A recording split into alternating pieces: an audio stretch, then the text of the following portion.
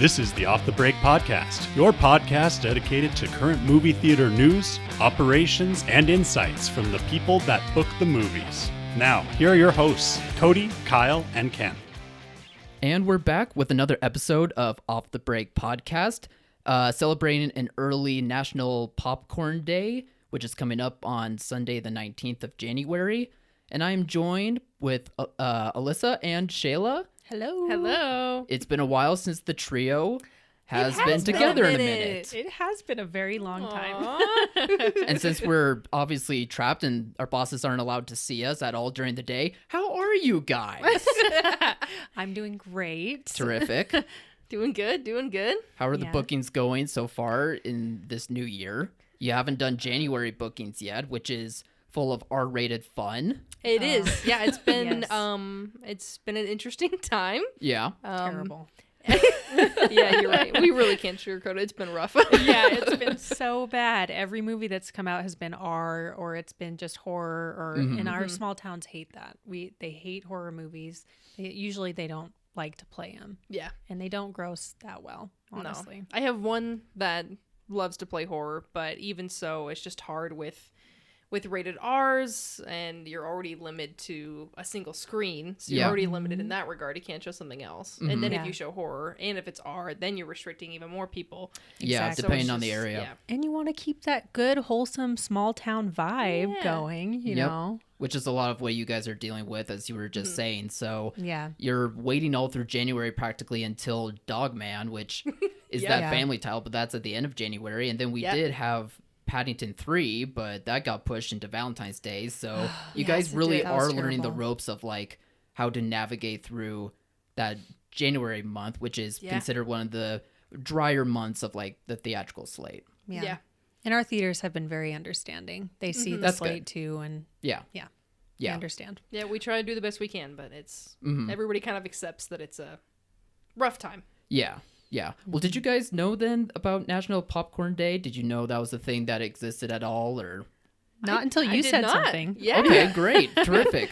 Well, I do feel like we've mentioned throughout the year with like National Cinema Day, and I think when we first really started celebrating Popcorn Day more and more, it's just one of those opportunities that theaters should take advantage of for doing their own special discounts, whether it's movies or concessions, and just, you know, trying to celebrate themselves, but also give audiences a chance to see more movies at a much more, I guess, reasonable price for the people buying the tickets, not so much of like the business side of things. So it just kind of surprised me that this year, after seeing nationally the celebration of this day kind of moving forward, that was kind of pushed back to the side a bit. So I don't know. Hopefully there are theaters out there that took advantage of this day and did some discounts, or maybe if you're just remembering about this, maybe try to see last minute discount opportunities. Yeah. But Yeah, definitely. otherwise, just celebrate it as just a normal day. But I don't know. I just wanted to ask you guys about it before we moved any further. Do you have any National Popcorn Day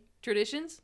Not so much, because we only have a chain here where we go to the movies, so Yeah, it's just yeah. status quo So for sad. themselves. Alright. Yeah, definitely. But yeah, But, yeah. you go, Shayla. Any excuse to make anything an event. Like, Yeah, you gotta absolutely. take it for sure. Yeah, People love events, especially Yeah. in January when nothing is happening. For sure. And we're stuck in dead, depressing winter.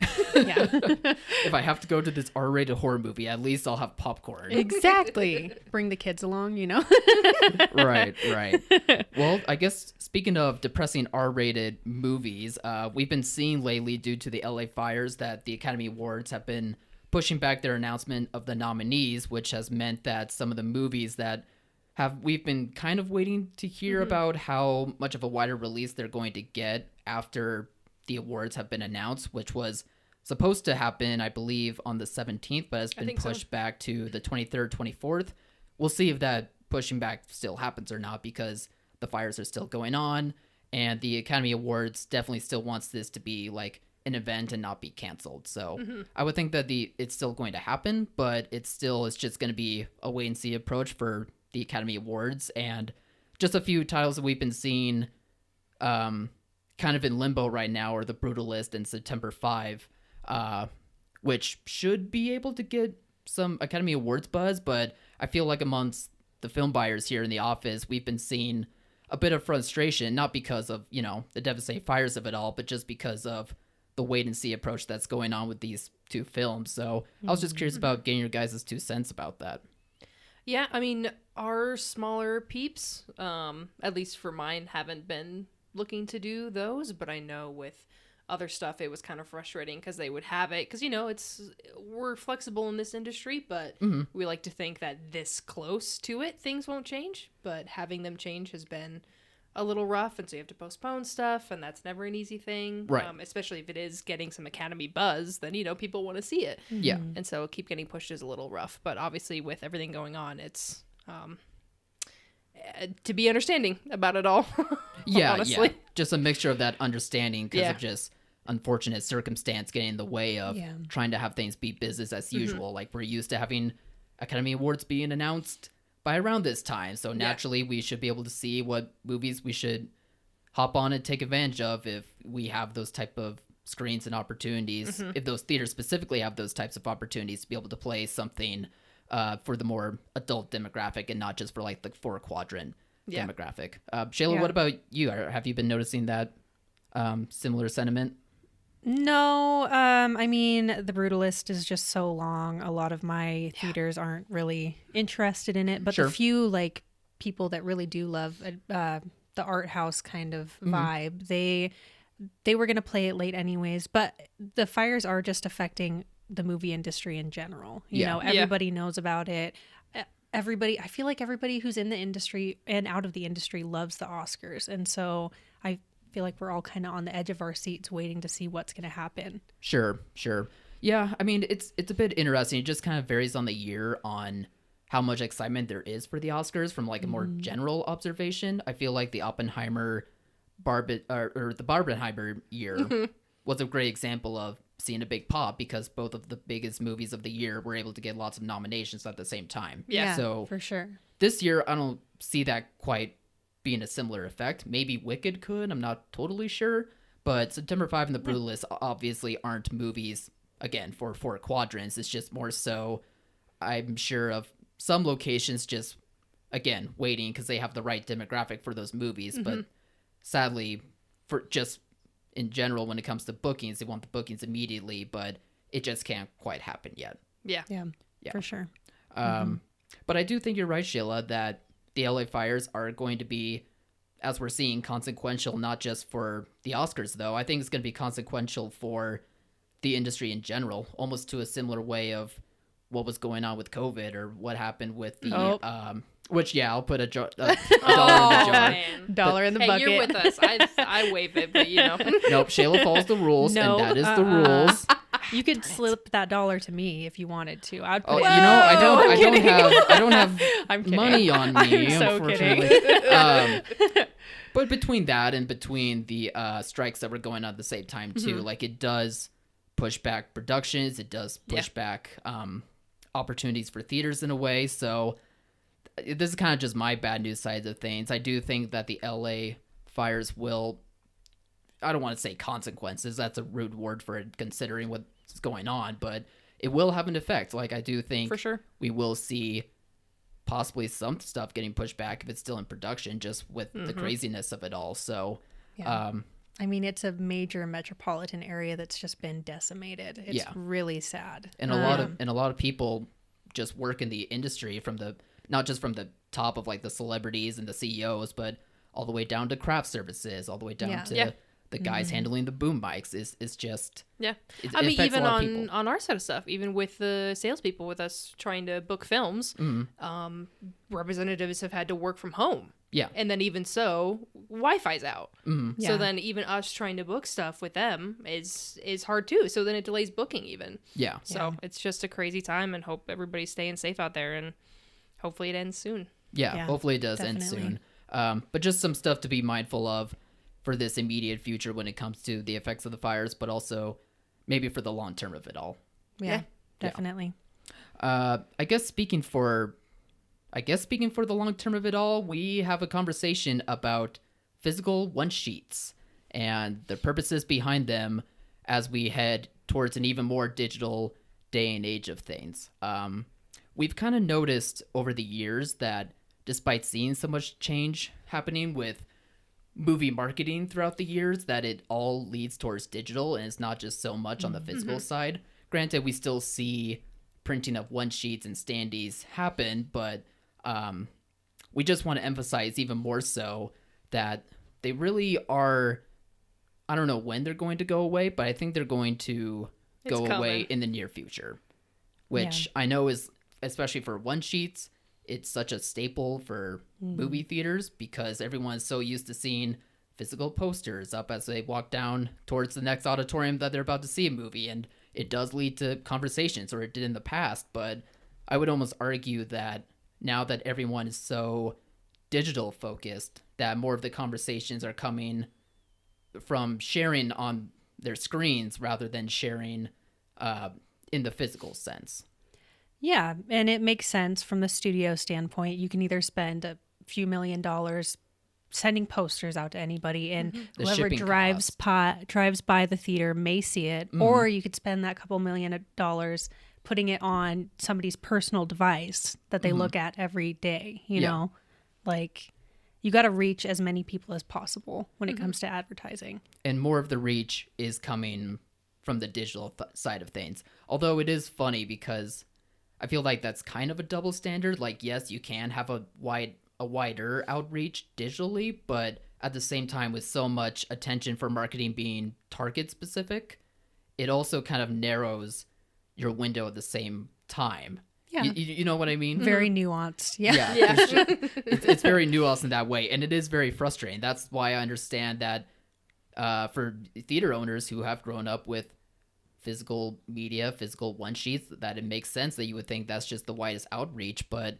I just think between the cost of it all, not just possibly for yourselves, but also for the companies in general, the studios in general, it just may not make the most sense to do it physically. Now, that being said, you don't have to just share the digital one sheet, the JPEG of it all onto your socials. You can also just replace your physical stands for the one sheets and just go digitally with digital signage or TV or a monitor, what have you, which brings me into showcasing Shayla, who recently did write a very nice blog about that very subject.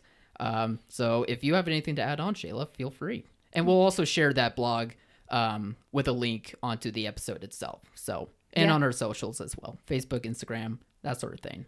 Yeah, absolutely. I'm starting this whole blog thing. I'm writing for Clark Film Buying, so check out my blogs whenever you can.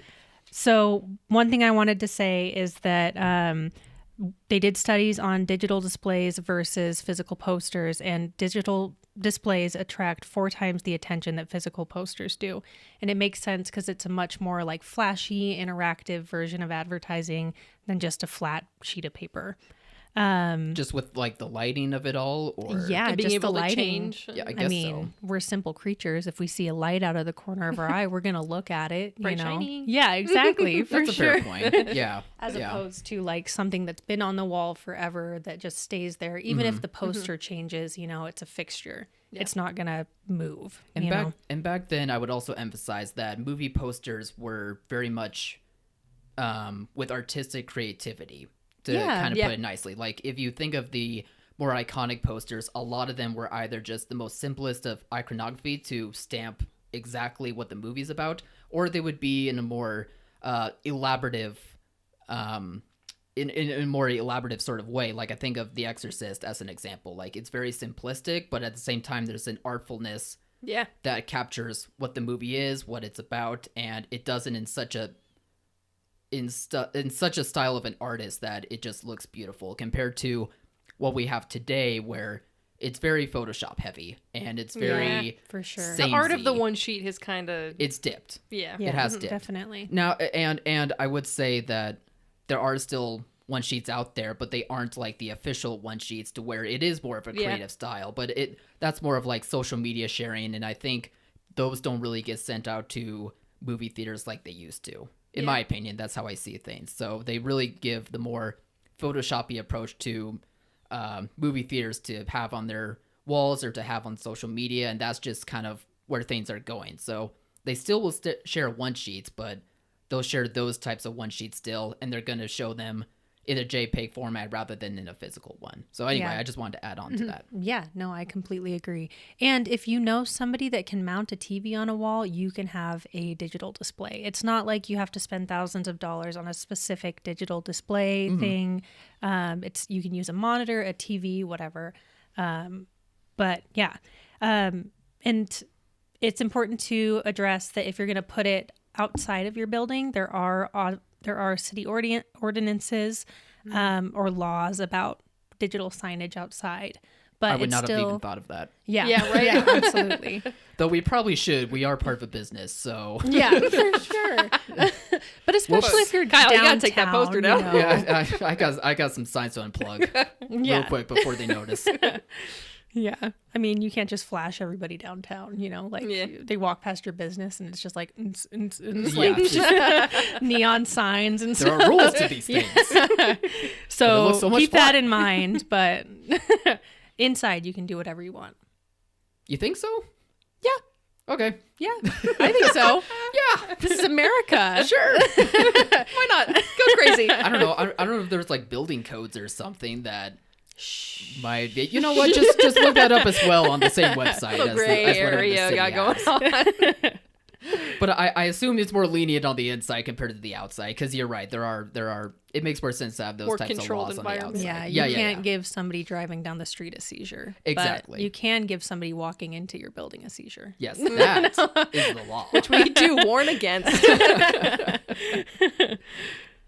Anyway, is there anything else to add on top of that? But it at least seems like that you don't need something super elaborative, despite thinking that when you switch from physical to digital, that means I have to have the best screen for The exact like, specs the biggest of all price. this. And that makes sense because when you're also spending on seats and cameras and your screens, you think of spending the most money on those things because you want the best experience and for the biggest price, unfortunately, but that's just how it works on that side of things. But at the very least, there are cost-cutting measures when it comes to something as simple as signage. Yeah, absolutely. Just get your old TV, put it up on the wall. That's your poster case. And it did look like on your blog that you had a list of signage as well that will also be, again, available on that link, so we don't have to go into too much detail about each one. But for options for some cheaper side of things, we will have those listed out as well. Yeah, definitely. Well, and also a plug-in for Kyle here, who is the graphic designer here at Clark Film Buying. If you guys need any, speaking of one sheets kind of getting a little old, to freshen it up, Kyle can also help with any requests and any fun new takes on stuff. Oh, thank you. Of course. Yeah. We do offer that as like a service for Clark Film Buying. Absolutely. That's definitely more so for the older titles and not so much for current ones because the studios already have that covered. But at any rate, for that, we definitely do that for special events or for older like titles. National Popcorn Day. Or that we could be doing National Popcorn Day stuff. Exactly. Tying that back into things. Very nice job. But yeah, I just think that despite it being such a staple for physical one sheets, it's something that we might be having to let go. I'm not saying immediately, but when you start just with how everything's going, it's just like inevitable at this point. And I think the studios are also being pretty obvious that they're also wanting to go away with that, and that it's a cost thing for them, which makes sense because we're all doing the same thing when it comes to like the current day and age, like just finding the best solutions for the best prices. Yeah, it's rough out here. And I just want to say, you can't tell by Kyle's voice, but he is very heated about this topic. I'm not that heated. You are very heated. In the words of Kyle, do more and do better. Do I need to explain myself about that? You need to Or- explain the tone. I've never seen Kyle Shayla get was that. very, I'm not even shocked. offended, but she was like affronted. At Well, this Kyle terminology. is just so nice and sweet. Yeah. I call him measured, not so much nice. Measured. No, I just really want to keep it realistic with people. Is that this is just one of those things that unfortunately I wish was still a thing. As I was saying, I love old movie posters, but the direction of where things are heading between that and between advertising, there is change that's happening. And I understand change is hard. Like, it's hard to let go of what was considered tradition. Like, I'm sure that that's going to happen to me, if not already happening to me. Oh, yeah. I mean, the absolutely. TikTok thing alone I had to get on board with, and I'm nearly 30. Like, Yeah. that, you know, so, although that's funny now, considering how TikTok's going. Anyway. Yep. The You point guys is, were right. the point is that the point is that we can't keep holding on to these things if the writing's on the wall. Yeah. As much as we want to, you gotta evolve. Yes. Yep. Say it, Kyle. Do it. Do more. Okay, that's I don't know that was all of it, but nope. That's all I'm reading here. This Yep. I don't know what. oh yeah. I can't read anything beyond that. All right, so now that that's out of the way, it's time to wrap up our episode with the popcorn bucket pick of the week, Alyssa. Yeah. Scream. I obviously had intentions of it being picked around October, but I think any time is still a good time. And we're in January, which is horror time as well, apparently, so it fits. Yeah. I put Scream in there because I think it's a fun classic, and I think as like horror movies tend to do, a lot of people haven't seen the originals, or it's maybe been a minute, and there's like a million more that have come out. Like Scream's on Scream 6 or 7? 7 now, yeah. 7 at this point.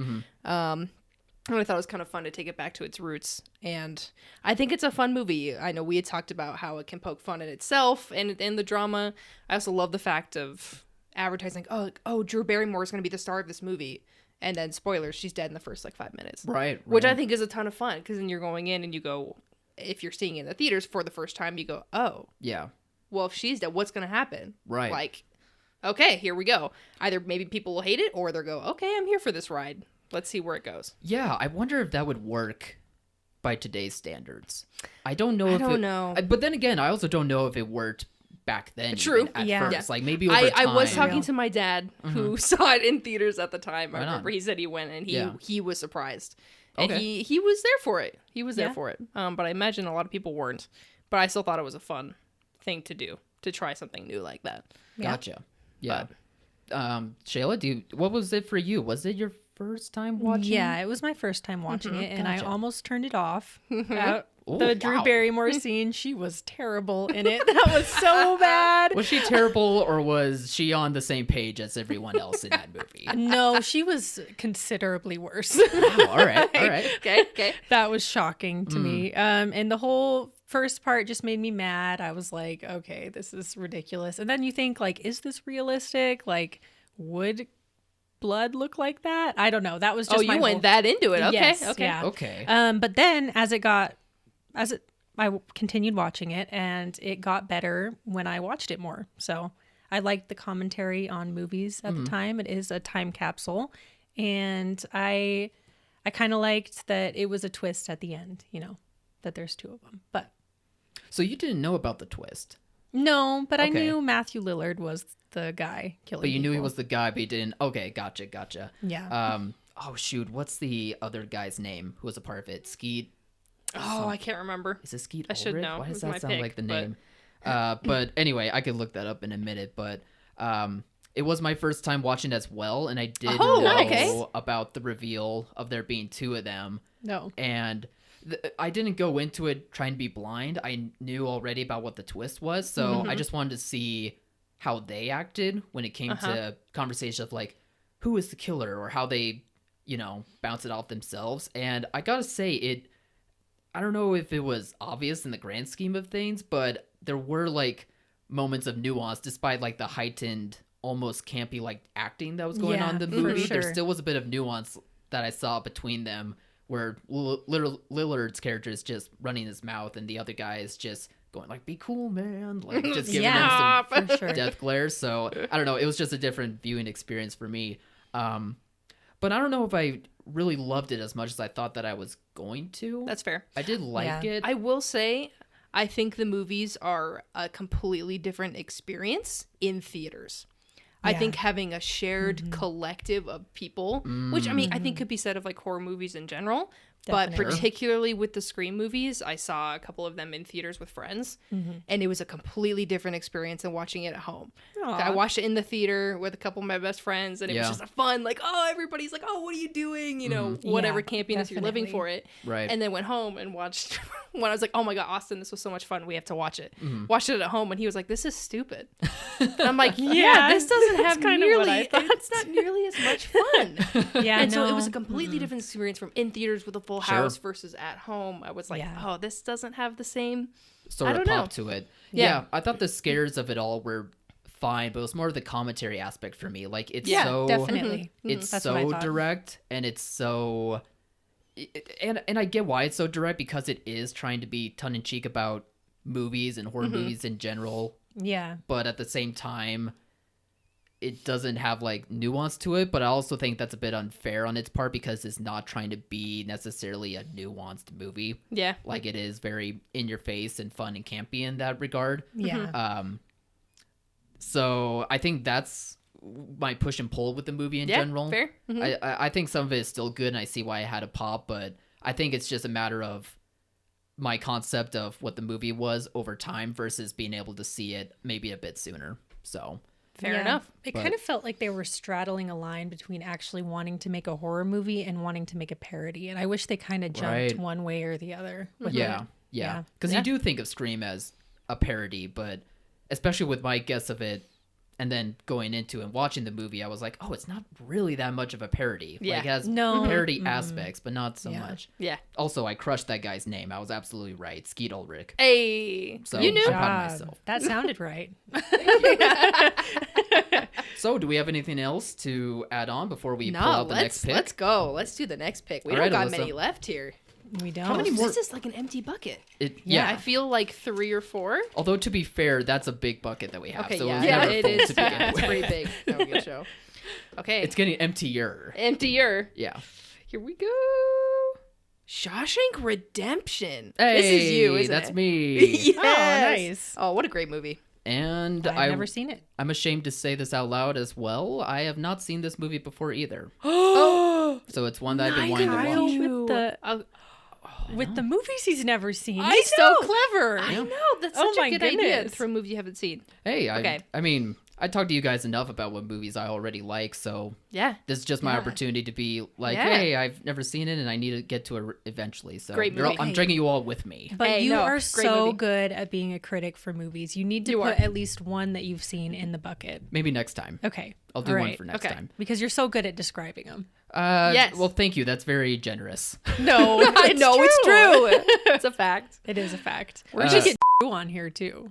He's really good at explaining movies. Oh, our mystery contributor probably will not do that, I but he still brings us know. some classics. But he's though. yeah. Very well worded. Yeah. Very well worded.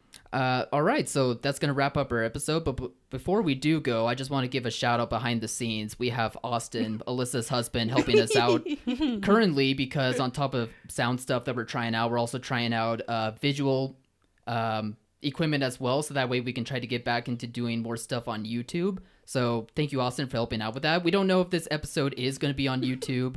We'll see. Yet. We'll see. It's all a test, but the audio version is still going to come out as we normally do. But if we do put out the full video episode of this, we'll share the YouTube link. But regardless if that happens or not, thank you, Austin, for helping us out behind the scenes. Thanks, The honey. unpaid intern. Unpaid yo. intern. Austin, put $1 in the bucket for Kyle. Yeah, if you can pull out of your wallet and You're I'll probably totally good pay for you it, yeah? back. He did. He went for his wallet. Oh, what a guy. He's a good egg. What can I say? So nice. All right, then on that note, everyone, have a good weekend, a great National Popcorn Day, and we'll be back next week for another episode. Bye, everybody. Bye.